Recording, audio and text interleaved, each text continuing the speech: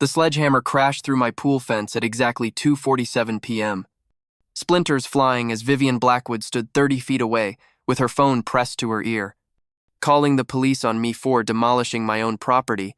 Her perfectly manicured nails tapped against her clipboard while she spoke in that ice-cold tone I'd grown to despise over the past 3 months. Yes, officer. He's destroying neighborhood property values with complete disregard for community standards. What she didn't know was that in exactly 4 minutes, those same officers would be at her door. And the sounds coming from her backyard would make my illegal fence removal look like a paperwork error. The roaring I'd been hearing every Tuesday night was about to become everyone's problem, not just mine. What Vivian didn't realize was that Marcus Riley wasn't just any homeowner. He was the contractor who'd built half the houses in Oakdale Heights, including the safety inspection reports for every property in our HOA. By 3:15 p.m., Vivian would be in handcuffs. Her $20,000 monthly pet expenses would make perfect sense. And the city's exotic animal emergency response team would be loading something into specialized transport vehicles that explained why she'd been so desperate to keep everyone away from her backyard. But let me back up and tell you how we got here. Because this story starts with a man just trying to keep his kids safe and ends with federal wildlife agents discovering the most shocking HOA violation in Texas history. My name is Marcus Riley, and 3 months ago, I thought buying a house at 847 Maple Street in Oakdale Heights would be the fresh start my family needed. At 42, after an exhausting divorce that left me questioning everything, I wanted one simple thing: a safe place for my daughter Sophie and son Jake to visit every other weekend. Sophie's 8 years old and loves swimming more than anything else in the world. Jake's 10 and thinks he's going to be the next Olympic diver. The house had a beautiful pool, and I figured installing the required safety fence would be straightforward for someone who'd spent 18 years building homes across 3 states. Riley Construction LLC wasn't just a business, it was my reputation. I'd built 847 homes with 0 safety violations on record, specializing in residential safety codes and HOA compliance. In fact, I'd constructed 60% of the houses in Oakdale Heights between 2018 and 2023, back when this subdivision was nothing but empty lots and ambitious plans. I knew every building code, every permit requirement, every inspection protocol. What I didn't know was that my expertise would become the key to unraveling the most disturbing secret this upscale community had ever hidden.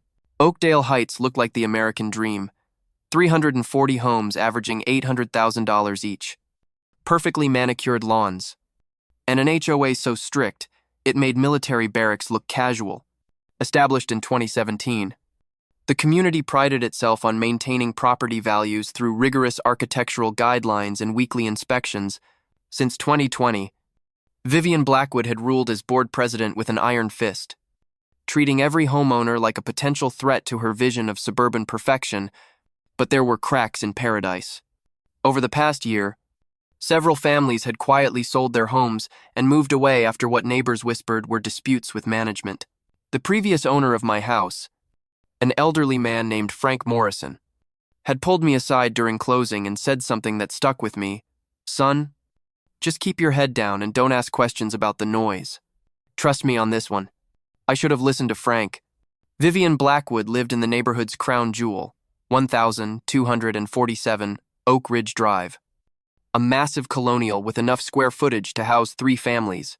As a real estate attorney and HOA board president, she commanded respect through fear and litigation threats. Her property featured the highest privacy fence in the subdivision, security cameras positioned like a military installation, and a level of secrecy that would make the CIA jealous. Monthly delivery trucks arrived like clockwork every Tuesday, and her utility bills, which I'd glimpsed during my city permit, research exceeded normal residential usage by 400%. The woman had perfected the art of weaponizing rules. She'd cite obscure HOA bylaws while ignoring common sense, slap violation notices on properties for infractions invisible to normal humans, and threaten legal action against anyone who dared question her authority. What I couldn't understand was why someone so obsessed with compliance always deflected questions about her own property's activities. Installing Sophie's pool fence should have been routine. City safety code required 6-foot minimum height for residential pools. And I'd pulled the permits, ordered materials, and scheduled installation for a Tuesday morning in late September. The fence was beautiful white vinyl with decorative posts that matched the neighborhood aesthetic perfectly. I was 3 hours into installation when Vivian materialized with her ever-present clipboard and measuring tape. This fence violates HOA Architectural Guidelines Section 4. C, she announced, her voice carrying the authority of someone accustomed to immediate compliance. I paused my work and wiped sweat from my forehead. Ma'am, City Safety Code requires 6-foot minimum for pools. I pulled all the proper permits. HOA guidelines supersede city recommendations, she replied, tapping her pen against the clipboard. Section 4. 7 clearly states that pool barriers cannot exceed 4 feet in height to maintain sightlines and neighborhood aesthetics. From his yard next door, Coach Thompson, a retired gym teacher, who'd become my fishing buddy, watched our exchange with obvious concern. The man had lived here for 5 years and had warned me about Vivian's tactics. But I'd assumed his stories were exaggerated. Vivian, with respect, state law requires pool safety barriers for families with children, I said, keeping my voice level. This fence protects my kids. Then perhaps you should have considered that before purchasing a home in a community with standards, she snapped back. As we argued, a specialized truck backed into Vivian's driveway, its refrigerated cargo unit humming loudly. The driver looked nervous, constantly checking his watch and glancing toward our confrontation. Vivian's demeanor shifted instantly from aggressive to panicked. We'll continue this discussion later, she said abruptly, practically sprinting toward her house. Within 1 hour, I received a certified violation notice delivered by HOA courier, $50 per day until compliance, with threats of legal action and property liens. By 6 p.m., another certified letter arrived, threatening to contact city inspectors to verify proper permits and questioning my professional competence as a contractor. That evening, while Sophie and Jake played video games inside, I sat on my back deck reviewing every relevant code and regulation. Something didn't add up. HOA bylaws couldn't supersede state safety requirements, especially for child protection. I'd written enough compliance reports to know that residential safety codes took precedence over aesthetic guidelines. More importantly, I'd built Vivian's house in 2019 and remembered something odd about that project. She'd requested basement modifications after final inspection changes that required additional permits I'd never seen filed. At the time, I'd assumed her attorney handled the paperwork independently. Now I wondered what exactly she'd built down there that required $50,000 in custom storage modifications. That night, lying in bed and listening to distant sounds from Vivian's direction, I made a decision. If she wanted to weaponize rules and regulations against a man trying to protect his children, she'd picked the wrong contractor.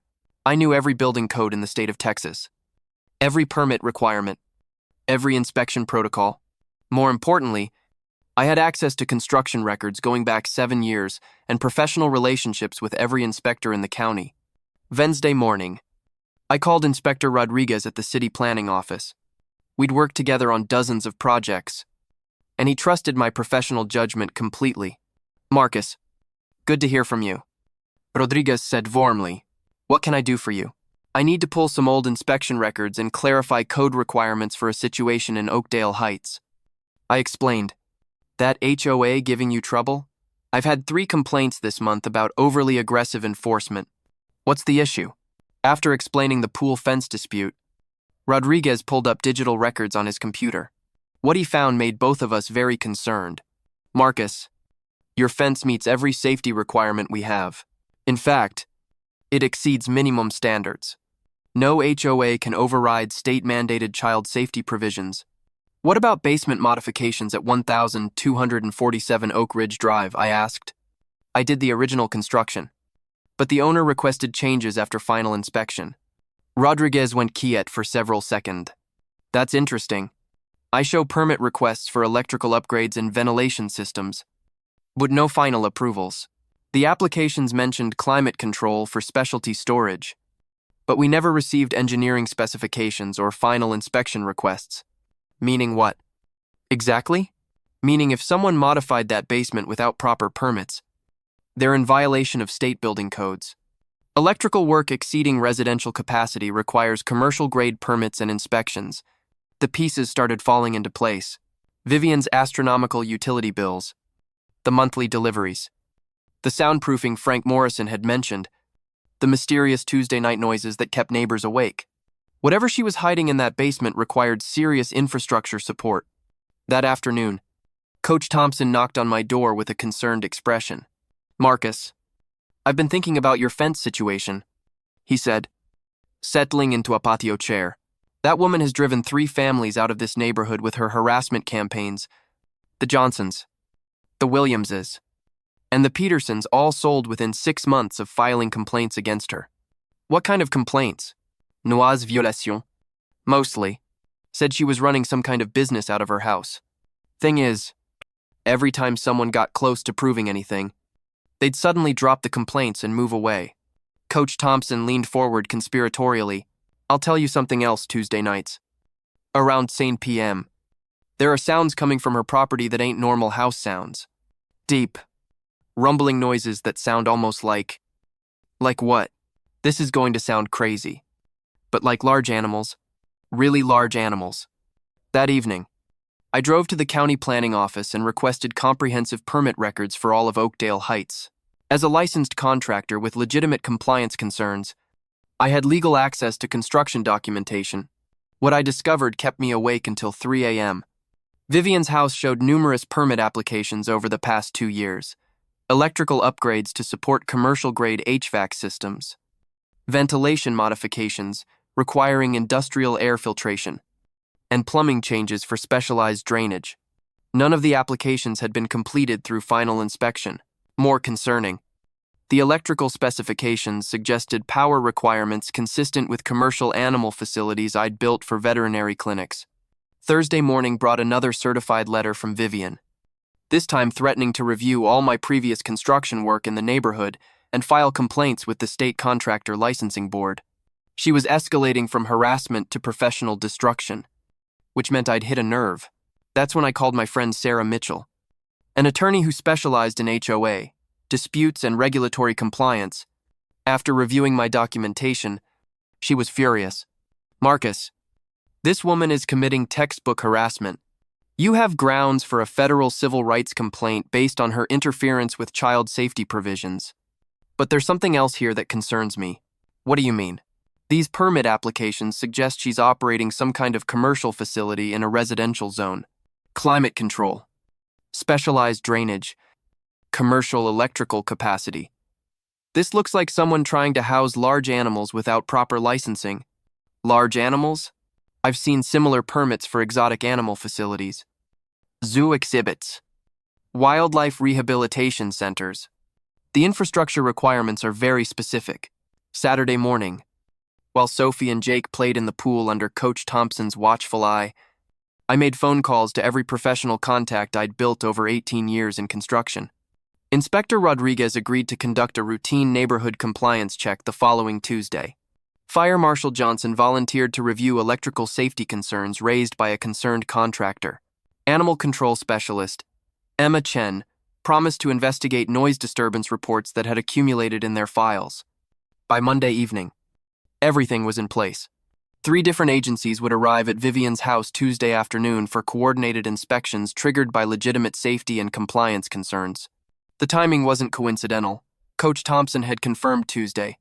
Deliveries happened like clockwork at 2:30 p.m., Tuesday morning at 9 a.m. I filed formal complaints with city code enforcement detailing suspected permit violations, electrical safety concerns, and potential zoning infractions at 1247 Oak Ridge Drive. By 11 a.m., Animal Control had scheduled their investigation based on accumulated noise complaints dating back 18 months. At noon, Inspector Rodriguez confirmed his routine compliance check for the entire Oak Ridge Drive section. Vivian's reaction was immediate and panicked. She called my house 3 times between 1 p.m. and 2 p.m., demanding I withdraw false complaints and threatening legal action. Her voice grew more frantic with each call, and by the 3rd conversation, she was offering to withdraw her pool fence violation in exchange for dropping my complaints. Too late for that. "Vivian," I told her calmly, "city inspectors take safety violations very seriously." At 2:30 p.m., the weekly delivery truck arrived on schedulely refrigerated cargo vehicle with specialty meats logos on the sides. The driver looked confused when Vivian frantically tried to wave him away from her driveway, gesturing toward the 3 official vehicles already parked on her street. From my back deck, Coach Thompson and I watched the scene unfold with professional interest. Inspector Rodriguez was documenting electrical code violations visible from the exterior. Fire Marshal Johnson was noting unpermitted basement modifications evident in the utility meter configurations. Animal control specialist Emma Chen was using acoustic equipment to investigate the source of sounds that neighbors had reported for over a year. At exactly 3 p.m., all 3 agencies approached Vivian's front door simultaneously. Through my professional camera equipment, I could see her complete panic as she realized the scope of the investigation. The delivery driver, meanwhile, insisted on completing his scheduled Tuesday meat delivery, 500 pounds of raw meat in specialized containers that required signature confirmation. That's when everything changed. As Emma Chen investigated the source of deep rumbling sounds emanating from beneath the house, Fire Marshal Johnson determined that basement electrical modifications posed immediate safety hazards requiring emergency inspection access. When Vivian refused entry, citing privacy rights, the situation escalated beyond simple code violations.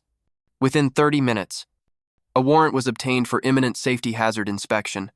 At 3:45 p.m., professional locksmith services opened Vivian's basement access while she screamed about property rights and constitutional violations. What they found changed everything we thought we knew about our quiet suburban neighborhood. The basement had been converted into a professional-grade climate-controlled facility with multiple large enclosures, veterinary equipment, specialized feeding stations, and soundproofing that explained years of noise containment. But none of that compared to the shock of discovering 2 full-grown African lions in reinforced containment areas, complete with veterinary records dating back 18 months and monthly feed costs that explained Vivian's mysterious $20,000 expenses. As I stood in my backyard watching federal wildlife agents arrive with specialized transport equipment, I realized that my simple pool fence installation had uncovered the most shocking HOA violation in Texas history. Vivian Blackwood, the woman who'd terrorized homeowners for years with clipboard citations and architectural guidelines, had been illegally housing exotic predators 30 feet from children's playgrounds and family swimming pools. But this was only the beginning of the story that would transform our entire community and prove that sometimes the most dangerous violations are hiding in plain sight. The moment animal control specialist Emma Chen's flashlight illuminated those massive golden eyes staring back from the basement darkness, our quiet suburban Tuesday afternoon exploded into controlled chaos. Federal protocols kicked in immediately as Emma radioed for state wildlife emergency response while backing away from the reinforced enclosure containing 2 full-grown African lions that had no business existing in residential Texas. All units. We have confirmed exotic predators in residential basement. Emma's voice crackled through multiple agency radios, requesting immediate federal wildlife response team and neighborhood evacuation protocols. Vivian's reaction was pure desperation mixed with legal delusion. "Those are emotional support animals," she shrieked at Inspector Rodriguez, who was rapidly documenting federal wildlife violations with his phone camera. "I have private property rights. You can't just invade someone's home because of noise complaints." Fire Marshal Johnson, a 20-year veteran who'd seen everything from meth labs to illegal fireworks factories, stood frozen at the basement entrance. "Ma'am, these animals pose immediate public safety risks. We're talking federal wildlife trafficking charges, not HOA violations." Within 15 minutes, our street transformed into something resembling a movie set. Federal Fish and Wildlife Service vehicles arrived with specialized animal transport equipment. Dr. Sullivan, the county's exotic animal consultant, rushed from his veterinary practice with emergency sedation supplies. State wildlife officers cordoned off the entire block while neighbors gathered behind safety barriers, phones recording everything for social media posterity. From my back deck, Coach Thompson and I watched Vivian's world collapse in real time. "Marcus, in 5 years living next to that woman, I never imagined anything like this," he said, shaking his head. 2 lions. In suburban Texas, how does someone even acquire lions? The answer came through Dr. Sullivan's preliminary examination of veterinary records found throughout the basement facility, Simba and Nele's, She'd actually named them after Disney characters had been purchased as cubs 18 months earlier from an unlicensed exotic animal dealer in Oklahoma. Monthly veterinary bills exceeded $3,000, explaining Vivian's mysterious financial outlays that neighbors had whispered about for years. These animals are actually in excellent health. Dr. Sullivan announced to the assembled agencies, someone invested serious money in proper climate control, nutrition, and medical care. This wasn't amateur hour, this was a professionally designed captive wildlife facility, which made everything infinitely worse for Vivian from a legal standpoint. Accidental possession might warrant sympathy. Deliberate construction of illegal wildlife facilities demonstrated premeditation and federal-level criminal intent. As specialized transport vehicles arrived to safely relocate Simba and Nala to an accredited sanctuary in Colorado, the full scope of Vivian's operation became clear. The basement facility included industrial ventilation systems, commercial-grade water filtration, temperature control systems, emergency backup power, and enough soundproofing to contain roaring that would have terrified the entire neighborhood. The electrical modifications alone represent $20,000 in unpermitted work. Inspector Rodriguez explained to the growing crowd of officials, commercial animal facilities require completely different safety standards than residential construction. If there'd been an electrical fire, those animals could have escaped into the neighborhood. That revelation sent chills through every parent present. Sophie and Jake had been swimming in our pool just 50 feet from two African lions separated only by Vivian's basement walls and her obsessive secrecy. Federal agent Patricia Hayes arrived at 4:30 p.m. to coordinate the wildlife trafficking investigation. After reviewing the veterinary documentation and facility specifications, she approached me with questions about the original construction. Mr. Riley, you built this house in 2019. Did you have any knowledge of planned exotic animal housing? Absolutely not, I replied firmly. The original basement was standard residential construction. All these modifications happened after final inspection, without proper permits or agency oversight. Agent Hayes nodded grimly. This represents multiple federal violations: illegal possession of endangered species, interstate wildlife trafficking, unlicensed exotic animal facility operation, and violation of the Lacey Act. We're looking at potential sentences exceeding 5 years, federal prison time. Meanwhile, Vivian continued her desperate legal arguments with anyone wearing a badge. I'm a licensed attorney. You can't destroy someone's life over residential pets. This is government overreach at its worst.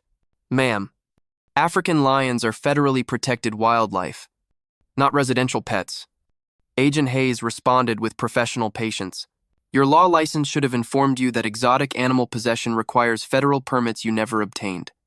The neighborhood evacuation lasted 3 hours while wildlife specialists safely transported Simba and Nala to temporary holding facilities. During that time, additional investigation revealed the true scope of Vivian's deception. Property tax records showed she'd claimed the basement modifications as home office space, avoiding commercial property taxes.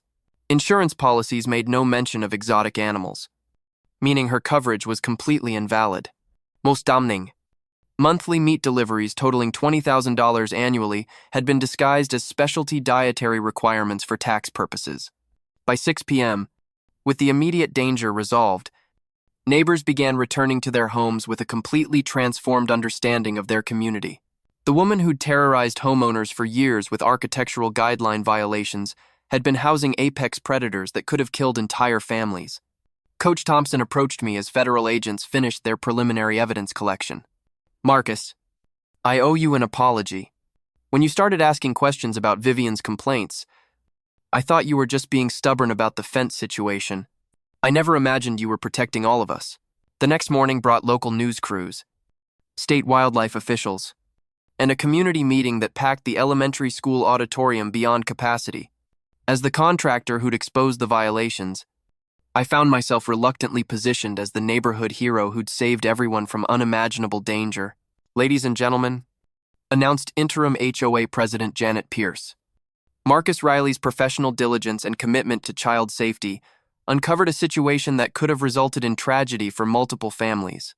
The board unanimously apologizes for the harassment he endured and recognizes his actions as protecting our entire community. But the story was far from over. Federal investigation expanded when agents discovered Vivian's connections to an interstate exotic animal trafficking network. Her Oklahoma supplier had been selling illegally imported African wildlife to wealthy collectors across 3 states. Phone records revealed conversations about acquiring additional animals, including endangered white tigers and Bengal leopards. The financial investigation proved equally shocking.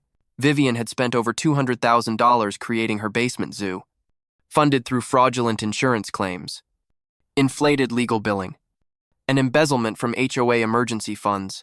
The money meant for community improvements had been financing her private safari. Within 2 weeks, the consequences cascaded through every aspect of Vivian's life. The Texas State Bar initiated disciplinary proceedings that would result in permanent license suspension. Federal prosecutors filed 17 charges, including wildlife trafficking, tax evasion, insurance fraud, and racketeering. Her house went into immediate foreclosure as legal fees consumed her assets. More importantly for our community, the HOA underwent complete restructuring. New bylaws required board member background checks, financial auditing, and professional oversight of all major decisions. Marcus Riley was unanimously appointed as volunteer architectural compliance advisor, ensuring future violations would be handled professionally rather than vindictively. The transformation extended beyond governance. Property values actually increased as news coverage highlighted the community's commitment to safety and proper management. Families felt secure knowing professional expertise guided neighborhood decisions rather than personal vendettas. 6 months later, as I watched Sophie and Jake playing safely behind the pool fence that started this entire adventure, I reflected on how drastically our lives had changed. My professional reputation earned new respect throughout the construction industry. Riley Construction LLC received contracts from impressed homeowners who valued competence over intimidation. Local news coverage brought business opportunities I'd never anticipated. The ripple effects continued expanding throughout the year. 3 neighboring HOA communities hired me as consultant to review their compliance procedures and prevent similar disasters. The Texas Contractors Association invited me to speak at their annual conference about recognizing red flags in residential construction. Insurance companies began requiring exotic animal disclosure forms for high-value residential policies, directly citing our case as precedent for coverage exclusions. My expertise became sought after by legal firms handling HOA disputes across the state. Attorney Sarah Mitchell offered me a permanent consulting position, reviewing construction-related violations for her practice. The steady income from expert witness testimony and compliance consulting allowed me to be more selective about construction projects, focusing on quality over quantity while spending more time with Sophie and Jake. But the most satisfying outcome was community healing. Neighbors who'd lived in fear of Vivian's harassment campaigns began organizing block parties, sharing resources, and supporting each other through genuine fellowship rather than competition. The Johnson family, who'd moved away after Vivian's previous campaign against their children's playground equipment, actually moved back when they learned about the new management structure. Vivian Blackwood received 2 years federal probation, 5-year ban from HOA board positions, professional sanctions ending her legal career, and complete financial ruin exceeding $300,000 in legal costs and restitution. The basement facility required extensive renovation to remove all traces of illegal animal housing, with restoration costs that bankrupted her remaining assets. Perhaps most importantly, Simba and Nala found permanent homes at accredited wildlife sanctuaries where they receive proper care from trained professionals. Dr. Sullivan continues monitoring their adjustment to appropriate environments, and both lions are thriving in facilities designed for their actual needs rather than someone's ego gratification. The federal investigation ultimately shut down the entire Oklahoma trafficking network, preventing dozens of additional exotic animals from entering illegal private ownership. Agent Hayes credited our community's cooperation with dismantling an operation that had endangered wildlife and public safety across multiple states. On a personal level, my children now visit a home where they feel genuinely safe and welcome. Sophie continues her swimming adventures behind regulation-compliant fencing that protects her without compromising neighborhood aesthetics. Jake has become fascinated with wildlife conservation and talks about becoming a veterinarian like Dr. Sullivan. Their confidence in their father's ability to protect them has been restored along with my own self-respect. The pool fence still stands exactly as installed, 6 feet of white vinyl, meeting every safety requirement while maintaining community standards. But it represents something much larger now, proof that professional expertise, patient documentation, and commitment to doing things properly can overcome bureaucratic bullying and uncover the most dangerous secrets hiding behind suburban facades. Every Tuesday evening, as our street settles into peaceful routine, I remember Frank Morrison's warning about not asking questions regarding the noise. Sometimes the questions we're afraid to ask are exactly the ones that need answering. Sometimes standing up to small-scale harassment prevents large-scale tragedy. The American dream isn't perfect neighborhoods with perfect rules enforced by perfect people. It's communities where professionals use their knowledge to protect families, where neighbors support each other against abuse of authority, and where legal systems ultimately deliver justice when citizens have courage to demand accountability. Have you ever dealt with an HOA Karen who thought rules didn't apply to them? What's the wildest thing a neighbor has tried to get away with in your community? Share your own homeowner horror stories in the comments.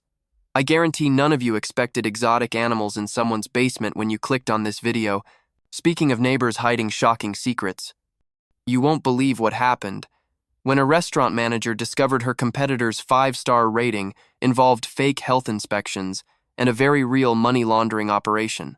That story's coming up next week. And trust me, professional expertise wins again when someone thinks they're smarter than the system. Sometimes the biggest bullies are hiding the biggest secrets. Sometimes the person demanding everyone else follow rules is breaking the most dangerous laws themselves.